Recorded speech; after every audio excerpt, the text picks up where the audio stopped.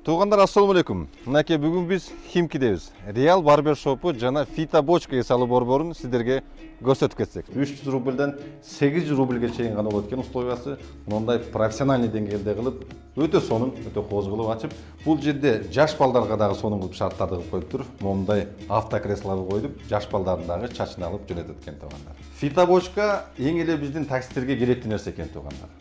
Бұл жерде 1,5 мың рубльға фита бочкада отырып, массаж қылдырып, денеңіздерді бал менен шыватып, массаждарды қылдырып, зона отдыхында ес алып кетсеңіздер болады екен. Ушунчалык деңгээлде современный кылып, сонун эс алуу жайды ачып коюптур. Дагы бир кошумчалай кетчү нерсе туугандар. Бул жерде экспресс душ бар экен.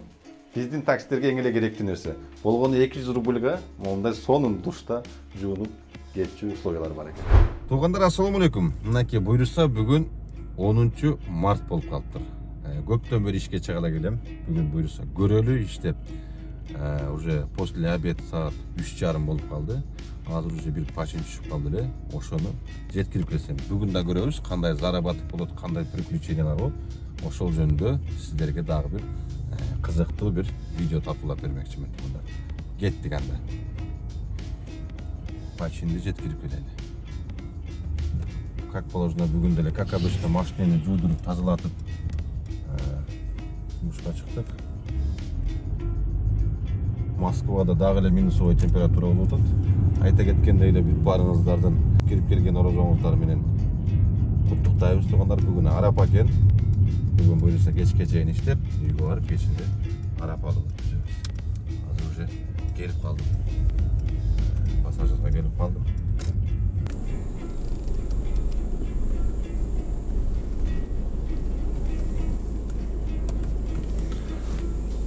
Так, эркек киши экен, мени аштырбай эле өзү чыга берет болду экен, көйнөкчөнү эле мен тем более.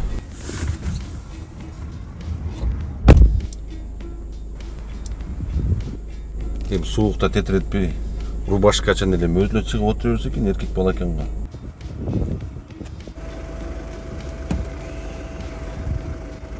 Кыргыздарга эшикти ачып берген жокпу? Кетиресиз шеп. Эшик бир аз суук эле.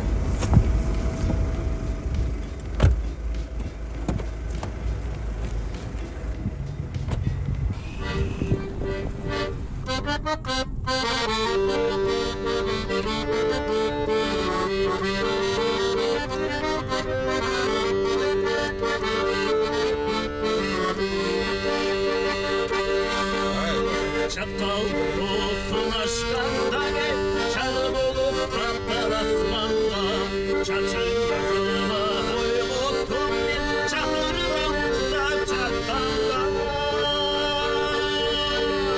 çatırdan uçtan çatırdan uçtan çatanda ben cakşını görüm cakşını görüm cakşını görüm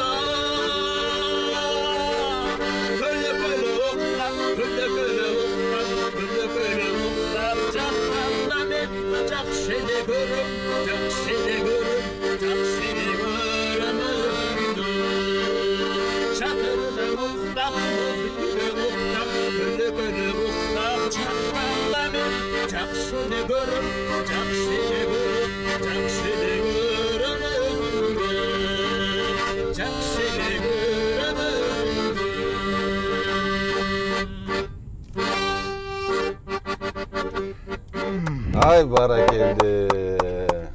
Иним молодец. Голосуң укмуш экен. Жанагы тарткан жөн эле пранк тамаша болчу туугандар. Бул инибиз биздин таланттуу Бексултан деген инибиз. Тойлордорда ушинтип сонун аккордеон менен сонун таланты бар экен туугандар. Бүгүн тааныштырып, биз сиздерге сонун бир видео тартуулайлы деп чечтик. Ошону эле менен бирге баарыңыздардын келип келген орозо майрамыңыздар менен туугандар. Бүгүн арапа экен, как раз бүгүн кечке видеону тартып, анан кечинде арапага барып, ушундай жагымдуу бир сонун ролик тартууламакчыбыз. Өзүң тааныштыра кетсең иним, каяктан болосуң, канчанчы жылкы болосуң, качантан бери бул менен заниматься этип атасың? Өзүм жөн айтсам ошо Талас областынын Бакайта району Наматбек деген кичинекей айылыбыз бар. Ошол жерден улуну болобуз. Жылыбыз 97-жылкы.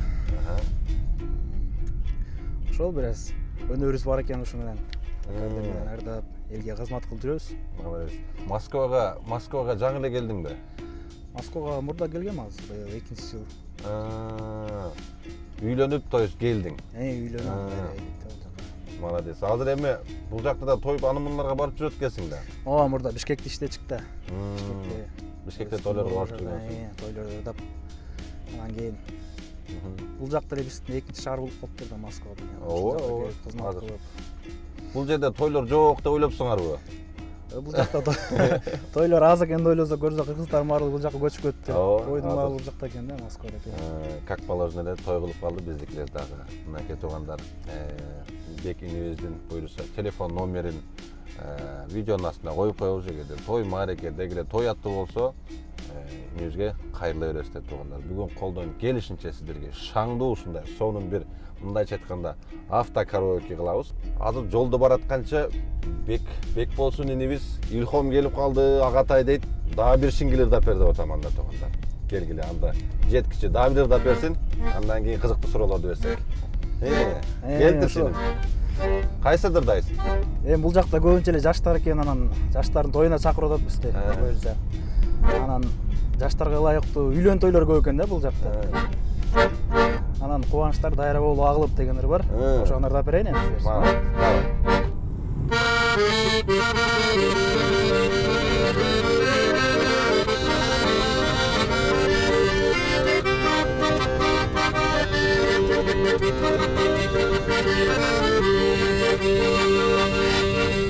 Кубанычтар кайра болуп агылып, келин келет акча күлө чамындып, тукташып журбайлардын үрпөп, той башталды, алакандар чабып, билей, жасайын турбан, билей, бактуулуу айшка шыройын, болсун үйрөнү тоюна, бактуулуу айшка шыройын, болсун үйрөнү тоюна.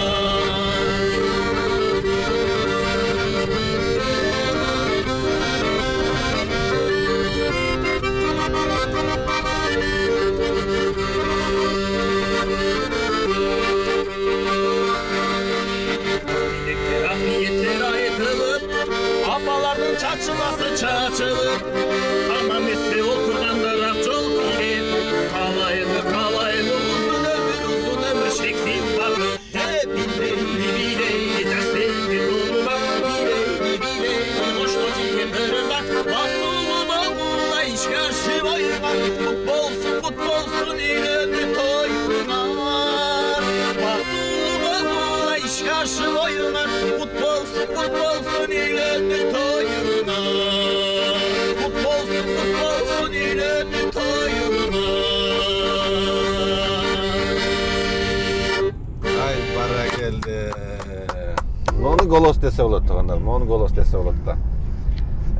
Таланты ташкындап, эч ким билбей жүргөн инибиз экен, буйруса биздин видеонун шултоосу менен эл көрүп, эл таанып, ушуга окшогон жаш таланттарды ушинтип элге көрсөтүп турсак, буйруса аз гана болсо дагы ошого окшогон таланттуу балдардын салымына салым кошобуз деген жакшы ниеттер бар туугандар, буйруса. Молодец иним. Рахмат. Өтө жакшы үнүң бар экен. Эми Москвага келинчегиң менен келипсиң, азыр эми кандай пландар болуп атат келечекте? келечекте биз деле ошо эл катары эле ушул жактан эмгектенип өзүбүздүн мекенге барып ошол жакта кызмат кылсак, үй жай тургузсак, баарыбыздын эле максатыбыз ошол. Кыргызстандын керегине жараган уулдардан болсок деп ошо өнөрүбүз менен. Ооба. Элдин алдына чыгып. Сонун ниеттериң бар экен. Мен Москвага келгенде бир аз кыйынчылык болуп атабы эми азыркы моментте? Москваны эми билесиң. Москва Ар ким өзү менен өзү. Кыргызстан менен Москванын айырмасы бар экен эми баары бир.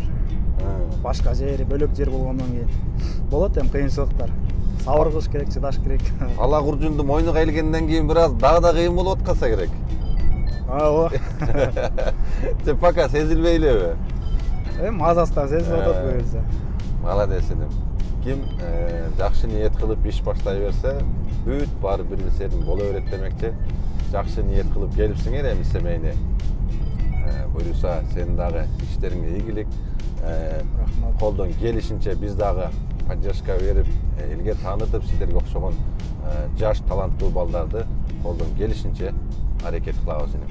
Рахмат, ошо Москва жер кезинде дагы сиздерге окшогон ушундай блогер, эл менен биздин ортобузга көпүр болуп аткан адамдар бар экен. Кечинде көрүп калып сүйүнүп, ушул акебиз менен сүйлөшөйүн деп. Түн менен уктап албай, саат 2ге чейин уктап албай ушуну пландап жаткан да кечинде.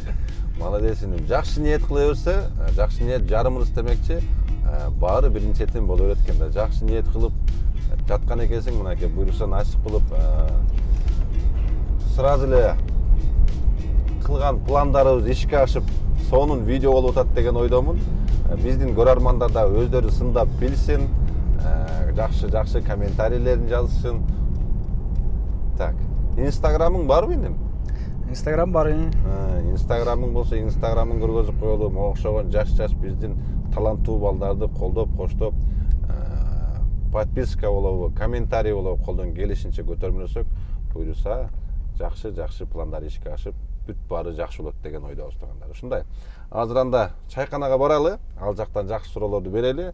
Иним машинеде кичине мондай кеңирирээк отура албай атам, жакшы анча окшошпой атат дейт. Азыр чайканага барып кеңири ачык дасторкондун үстүндө дагы отуруп, сонун бир ырларын ырдап, дагы кызыктуу суроолорду берсек.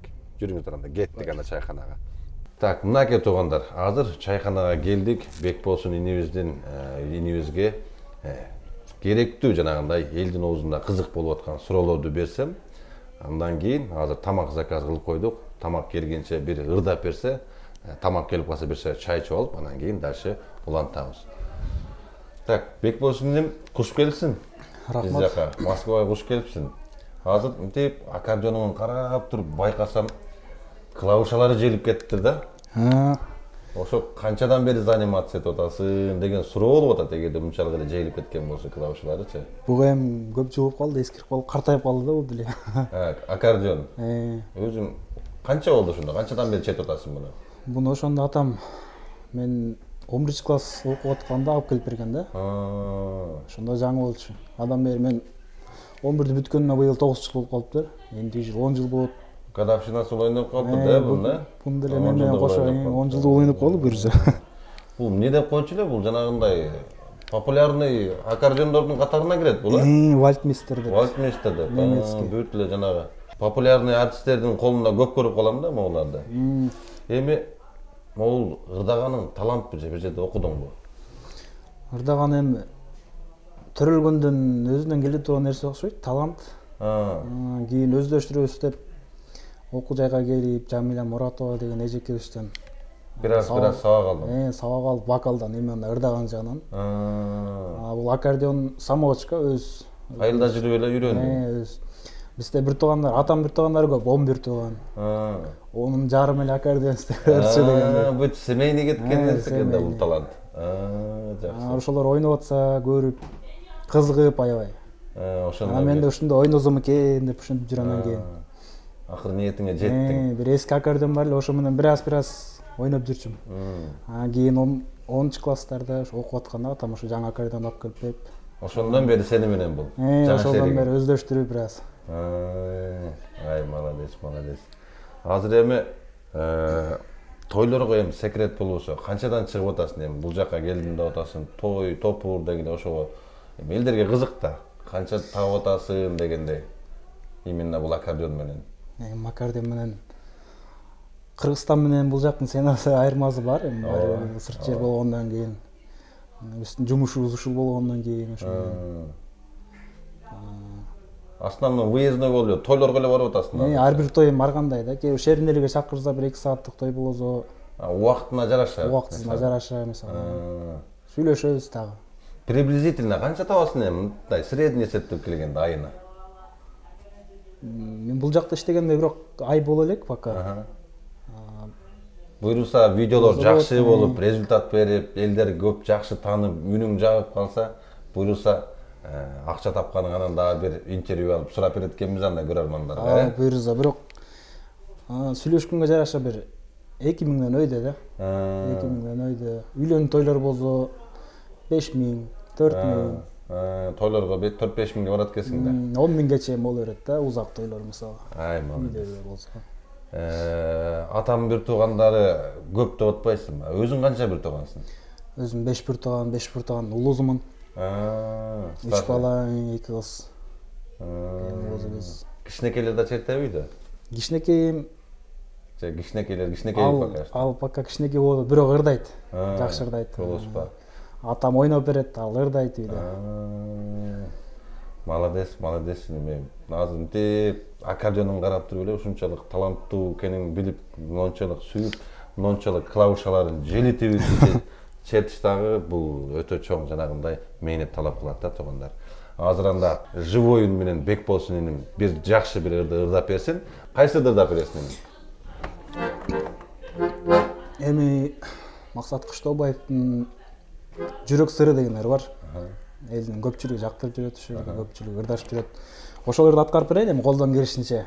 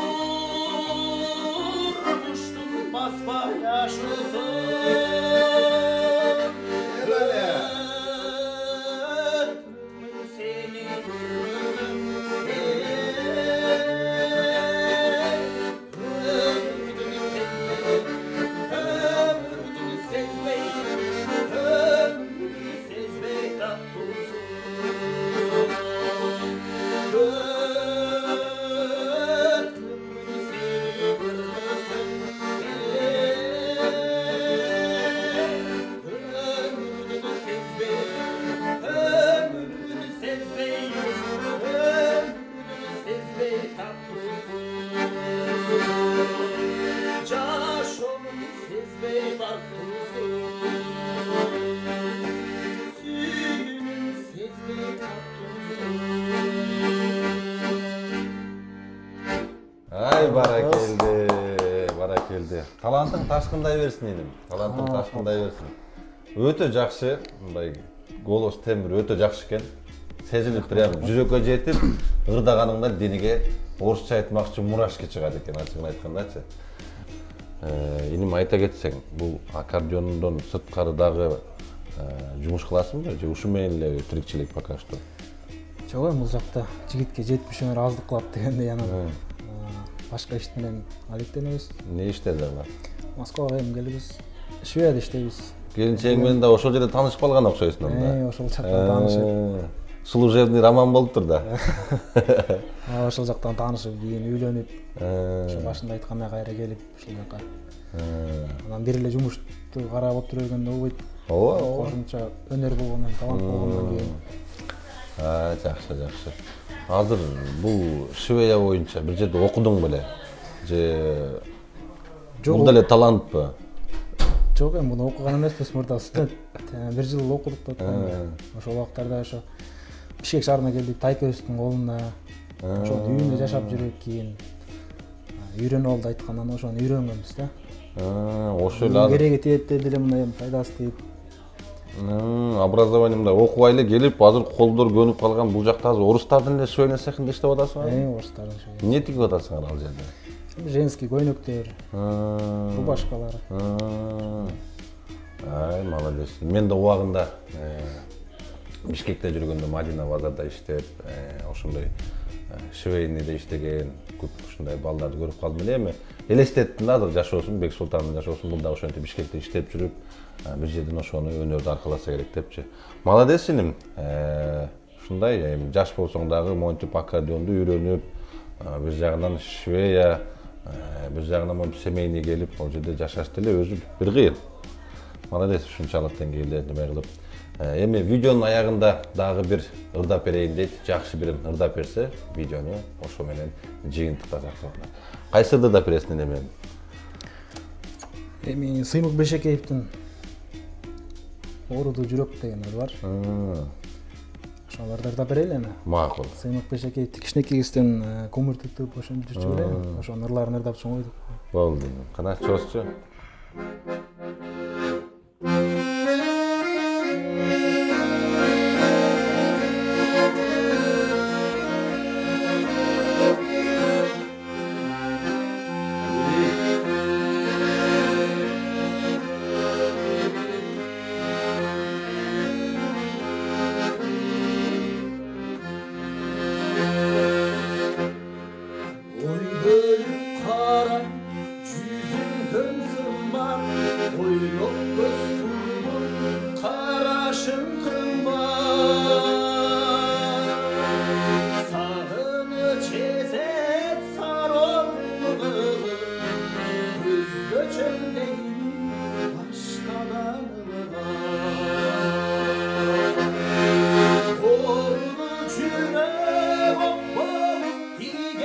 Gözümdün senin çalından Kança can bana arzu eken Hadir ol senden başkanı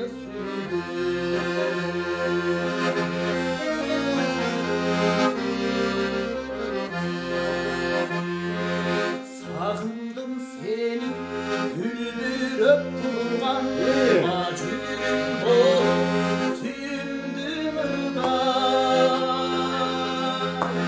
Yol boyu özgün daraktay bulup Bütünüm çarçar canımı kırdan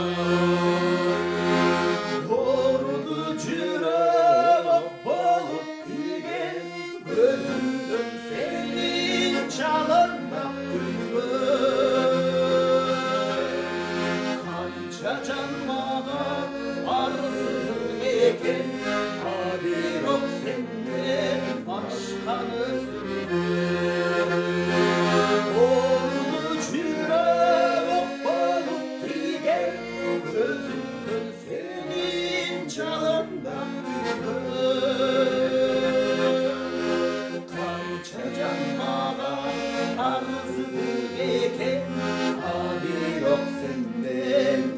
башканы сүйгөн.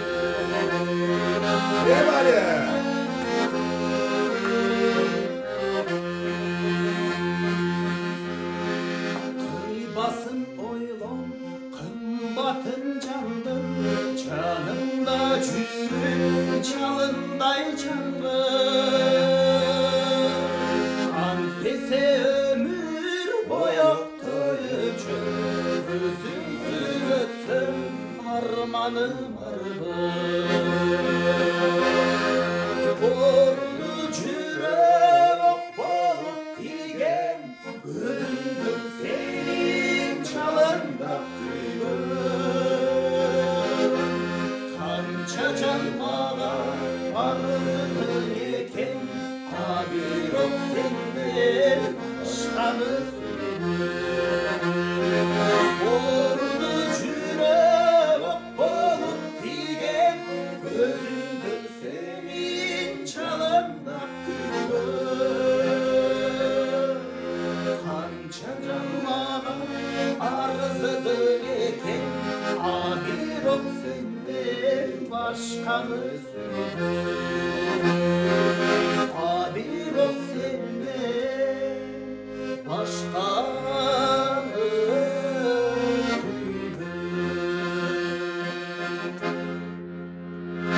Ай баракелди, баракелди, баракелди. Мынакей биздин урматтуу көрүүчүлөр Бексултан энебиздин талантына там бердиңиздер окшойт.